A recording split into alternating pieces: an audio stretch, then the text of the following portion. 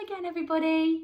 So we're back again today for some more literacy fun, and we've read a beautiful story yesterday all about how great it is to be different and also how you can be smart in lots of different ways. So I hope you enjoyed yesterday's lesson and the day before's lesson, which was all about talking about where you come from and your family and your history, in order for us to then talk to our friends about their family and their history and how we're all different, but we're all people.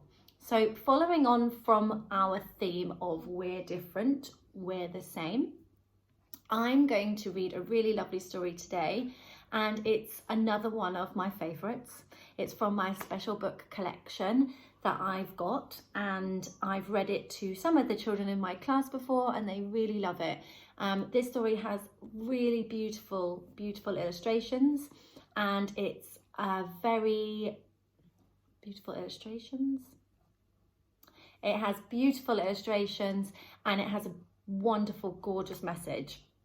And today's challenge I'm going to set after I've read the story. So the book that we're reading today is called Julian is a Mermaid, and it's all about a little boy who wants to dress up as a mermaid, and I'm going to talk about that once I read it, and I'll see you after the story. Bye. Julian is a Mermaid by Jessica Love. This looks like Julian, and look, he's dressed up like a mermaid. He looks great. He looks like he's been quite creative with his costume. Shall we find out to see what happens?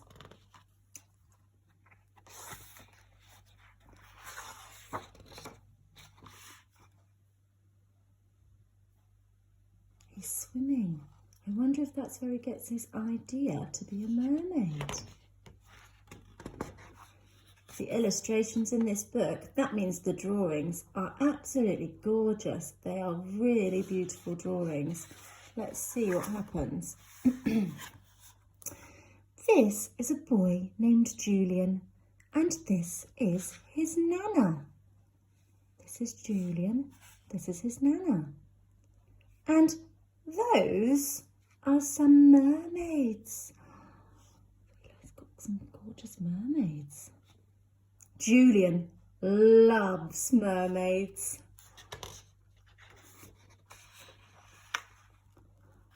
Oh, look, it might look a bit like Julian is having a dream. He might wonder what he's dreaming about. Oh, I wonder if he's going to turn into something. He's dreaming about being with all the fish as a mermaid. And he's got a tail like a mermaid and long wavy hair like a mermaid.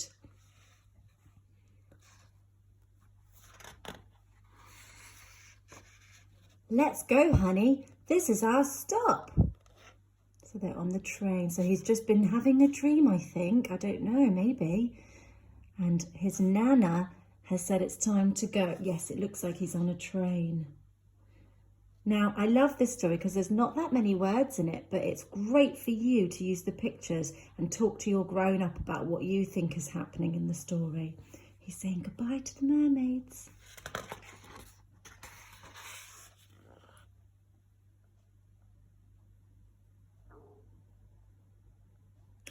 Nana, did you see the mermaids? I saw them, honey. So now we know that Nana has seen the mermaids. They must be real because Nana said that they were there. Nana, I'm also a mermaid. I'm going to take a bath. You be good. So Nana's going for a bath. I wonder what Julian will do. Julian has an idea. He's being really creative. Oh, look, I wonder what he's going to do with the plant. He's putting it on his head to look like maybe a crown or some hair. Oh, and he's adding some flowers. He's very creative. Oh, I wonder what he's going to do with those curtains. Oh, look. He's made something. He looks like he's made a tail. A mermaid's tail. Oh. How do you think Nana is feeling now? I wonder. Julian looks a bit sad there. I wonder why you think Julian might be feeling a bit sad. What might he be worried about? Nana says, "Come here, honey." For me, Nana? For you, Julian. Nana has given Julian a necklace to add to his costume. So I don't think she was feeling very sad at all. I think she wanted to help Julian make his costume even better. She's being really proud of Julian. Julian wants to dress up as a mermaid, and that might be different to what Nana might have thought Julian wanted to dress up as. But she's happy that Julian is happy, and she's making him a necklace to give to him. What a lovely lady. They're going somewhere now. Where are we going? You'll see, says Nana.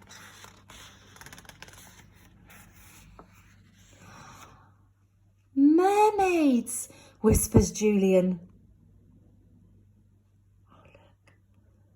Nana's taken Julian to what looks like a parade where everybody can dress up as mermaids or whatever they want to dress up as. Oh, I'd love to go to that parade. It looks really fun.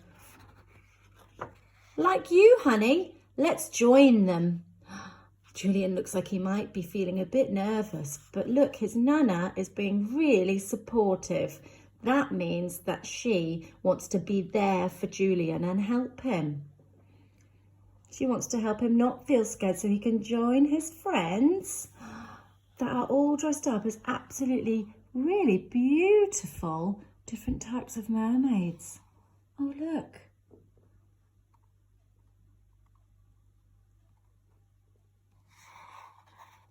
Well, they're not just mermaids, are there? There's different people dressed up. It could be a parade where you can just dress up with whatever you like.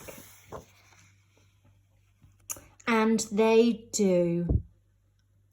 Well, they look like they're having a great time. And look, Julian has met his mermaid friends again, and now he can join them. Oh, that's great news. And look, Nana is smiling. Actually, everybody looks like they're smiling because everybody's celebrating that it's okay to be different. What a great story. Oh, look, Julian's dreaming about being a mermaid again.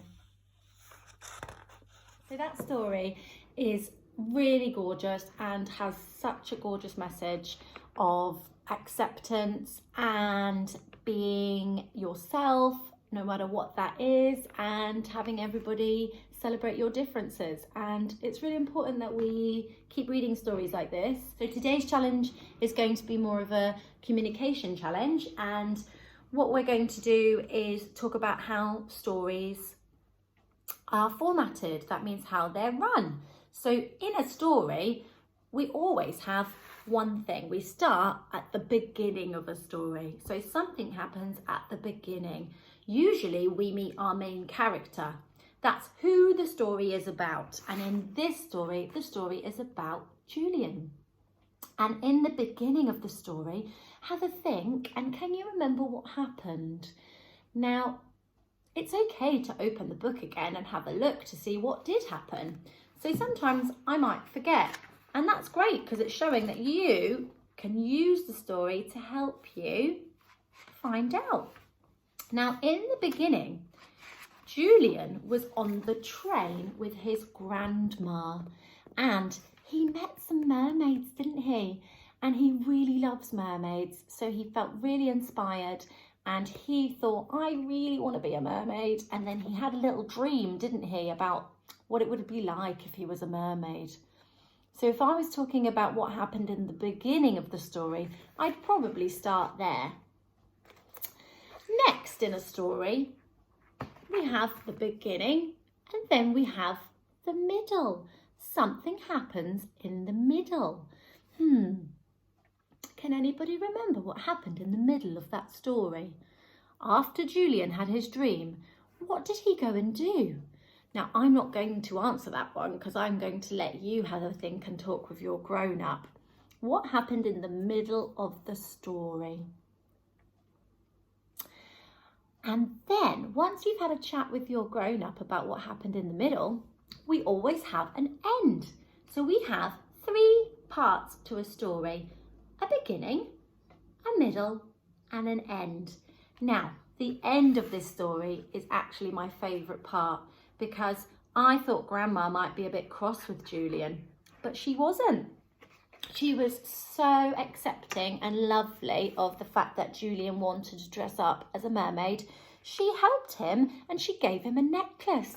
And not only that, she took him to a parade where he could see he wasn't the only one who wanted to dress up like a mermaid. And there was lots of people that he could go and join in with and have a great time. And at the end, they did have a great time, didn't they? And they all smiled. So I love this story because it does have a really lovely message, and I would like you to talk to your grown-up about what you think the message of the story is. Now, that's something we have talked about lots and lots in class. Whenever we read a story, we always talk about what the message might be. So I'm not going to tell you. You can talk to your grown-up and have a think. What is the message? What does this story want me to learn? It wants me to learn something. And what did I learn from this story? So your challenge today is to have a talk with your grown-up about the beginning, the middle and the end, and the message of the story. And if you want to, you can write that down. You can write down the beginning, middle and end, and you could write down the message. You might even just want to draw a really gorgeous picture of yourself as a mermaid, or whatever you think you might want to be. If you go to Dreamland and you think to yourself, oh, I wish I was this, or I'd love to dress up as that, you could draw a picture of it. And I'd love to see them on tapestry. I'm sure there's going to be lots of different pictures coming up, which is great because we're celebrating our differences. So can't wait to see it, and I'll see you tomorrow. Bye.